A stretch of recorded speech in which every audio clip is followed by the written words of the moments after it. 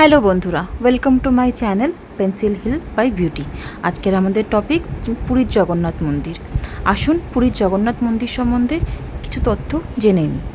পুরীর ভগবান শ্রী জগন্নাথ মন্দিরের রাজকীয় মন্দিরটি সম্রাট অনঙ্গ ভীমদেব দ্বারা নির্মিত হয়েছিল বলে জানা যায়। ঐতিহাসিকভাবে গঙ্গা রাজবংশের অন্তর্গত তৃতীয় অঙ্গভীম নামে চিহ্নিত ছিলেন। কিছু ঐতিহাসিকদের মতে ওড়িশার রাজবংশীয় শাসনের প্রতিষ্ঠাতা সম্রাট চোরাগঙ্গাদেবের রাজত্বকালে এই নির্মাণ কাজ শুরু হয়েছিল। পুরীর মন্দিরের ইতিহাস মাদালাপঞ্জিতে বর্ণিত হয়েছে যে অনঙ্গ ভীম 100 হাত উচ্চতার এই মন্দির নির্মাণের কথা ভেবেছিলেন, কিন্তু মন্ত্রী ও রাজপুরোহিতদের পরামর্শে উচ্চতা কমিয়ে 90 হাত করা হয়। তদনুসারে মন্দিরটি নির্মিত হয়েছিল যেমনটি আজও দাঁড়িয়ে আছে। বাবু মনমোহন বন্দ্যোপাধ্যায় থিওডোলাইট পদ্ধতিতে বর্তমান মন্দিরের উচ্চতা পরিমাপ করে এর উচ্চতা পরিমাপ করেছেন 214 ফুট 8 ইঞ্চি। মন্দিরটি 4টি কাঠামো নিয়ে গঠিত: বিমান বা বাড়াদেউলা বা গর্ভগৃহ, জগমোহন বা মুখশালা বা বারান্দা, নাটমন্দির অর্থাৎ দর্শক হল এবং ভোগমণ্ডপ অর্থাৎ নৈবেদ্যের হল। মন্দিরটি পূর্ব পশ্চিম দিকে সারিবদ্ধভাবে অবস্থান করছে, আর মন্দিরটি হল পূর্বমুখী। বিমানটি পঞ্চরথে অর্থাৎ 5টি পাগা বা অংশ দ্বারা নির্মিত। এই 5টি পাগা বা অংশের মধ্যে মাঝখানের অংশটি রাহা, তার পার্শ্ববর্তী অংশ অনুরাহা পাগা, আর তার 2টি পার্শ্ববর্তী অংশ কনিকা নামে পরিচিত। এটি পূর্ণাঙ্গ ওড়িশার মন্দিরের মতো 4টি বিভাগ রয়েছে, যেমন পিঠা বা বেদি, বাড়া বা প্রাচীর, গান্ডি এবং মস্তক। প্রধান মন্দিরটি বিমান বা দেউল নামে পরিচিত। এটি নগর স্তম্ভের কাঠামোর মধ্যে একটি বক্ররেখা দ্বারা চিহ্নিত, যা শিখর নামে পরিচিত। মন্দিরের চূড়ায় একটি 20 ফুট উঁচু চক্র বা চাকা রয়েছে, যা 2 টন ওজনের শক্ত ধাতু দিয়ে তৈরি, যা এমনভাবে স্থাপন করা হয়েছে যে শহরের যে কোনো প্রান্ত থেকে এটিকে দেখা যায়। এটিকে বলা হয় নীলচক্র। এর চারপাশে খোদাই করা 8টি নবগুঞ্জর রয়েছে, যা প্রত্যেকটি ওপরের পতাকার দিকে মুখ করে আছে। এটি প্রায় 3.5 মিটার উঁচু এবং পরিধি প্রায় 11 মিটার, এবং এটি অশ্বধাতু দিয়ে তৈরি। জগন্নাথ মন্দিরের পৃষ্ঠতলের ওপরে নানান ভাস্কর্য আর অলঙ্করণের বিবরণ আলোকিত রয়েছে। মঞ্চের নিচের অংশে হাতি, ঘোড়া, উট এবং অন্যান্য যোদ্ধাদের শোভাযাত্রা রয়েছে। এর উপরের বাকি অংশটি ফুলের নকশা দিয়ে সজ্জিত, আর একদম উপরের অংশে ঘোড়া এবং হাতির শোভাযাত্রা চিহ্নিত করে, যেখান থেকে কিনা মূল মন্দিরের কাঠামো শুরু হয়। পাভাগা অংশে পঞ্চাঙ্গ বিভাগ রয়েছে, যেমন পদ, কুম্ভ, পাতা, কানি এবং বসন্ত। পাভাগার ওপরে তালজঙ্ঘায় ক্ষুদ্র খাকড়ামুন্ডির প্রতিরূপ কনিকাপাগ, রাহাপাগ এবং অনুরাহাপাগ দেয়াল থেকে বেরিয়ে এসেছে।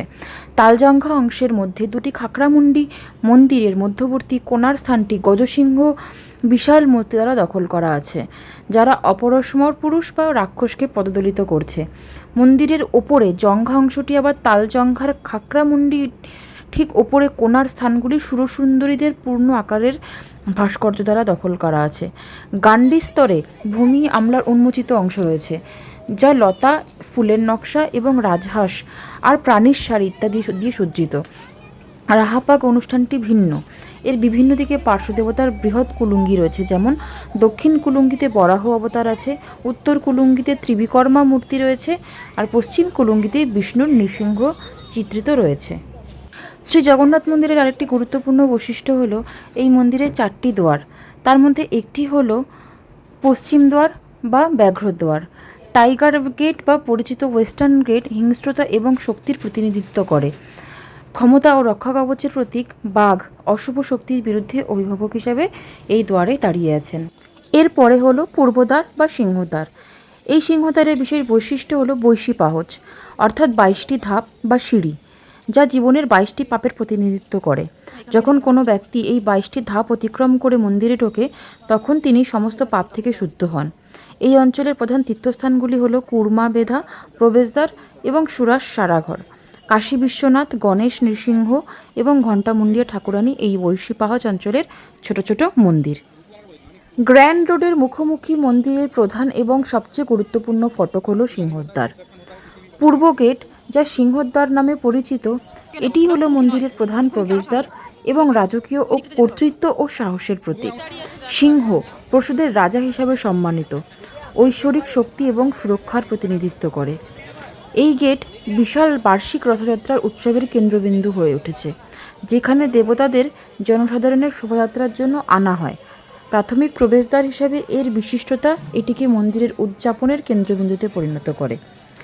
গেটটিতে সিংহের জটিল খোদাই রয়েছে, যা মন্দিরের পবিত্র স্থানের রক্ষক হিসাবে এর প্রতীকী ভূমিকা প্রতিফলিত করে।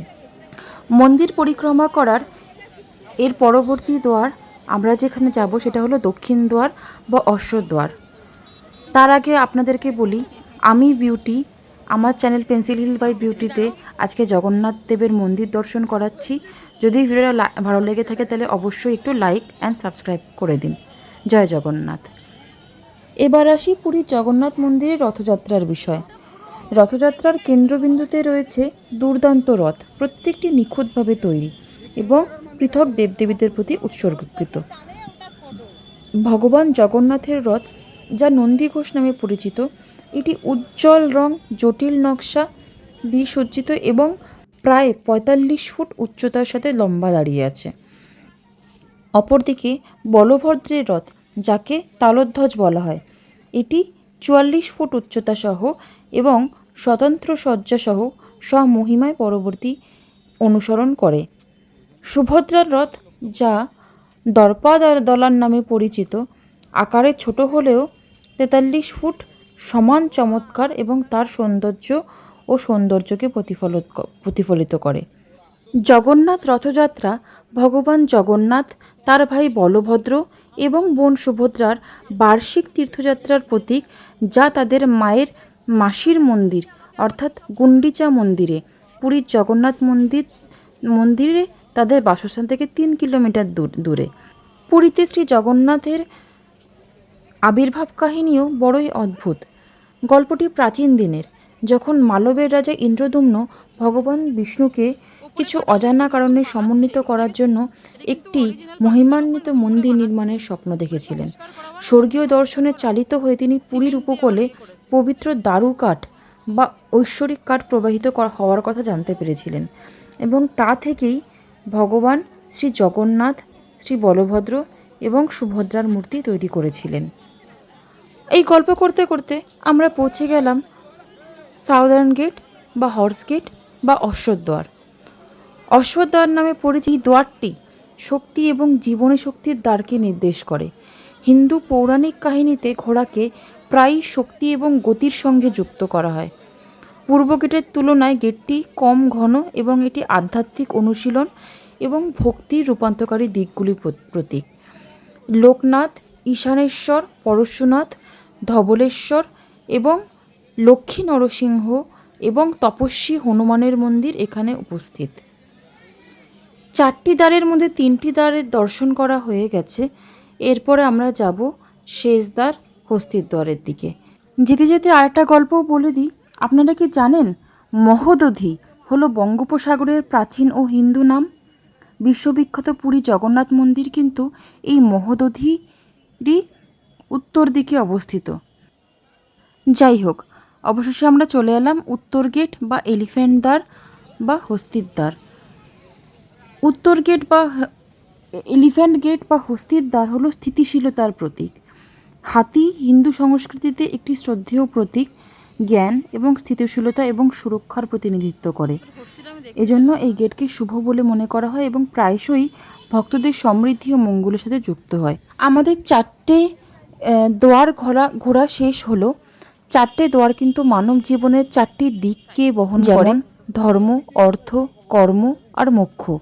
পশ্চিমে ব্যাঘ্রদ্বার হলো ধর্মদ্বার, উত্তরে হাতির দ্বার হলো অর্থদ্বার, দক্ষিণে ঘোড়ার দ্বার হলো কর্মদ্বার এবং পূর্বে সিংহদ্বার হলো মোক্ষদ্বার। জগন্নাথ মন্দিরের সম্বন্ধে ইতিহাস এবং রহস্য এতই আছে যে একটা ভিডিওতে বলে শেষ করা সম্ভব নয়। প্রচুর রহস্যে জড়িয়ে আছে আমাদের মন্দির। আমরা বাকি গল্প অন্য কোনো ভিডিওতে বলবো। আজকের ভিডিও এখানেই শেষ করি। ভিডিওটি ভালো লেগে থাকলে লাইক, শেয়ার অ্যান্ড সাবস্ক্রাইব করে দিন। জয় জগন্নাথ, জয় বলরাম, জয় সুভদ্রা, জয় শ্রী রাধে কৃষ্ণ।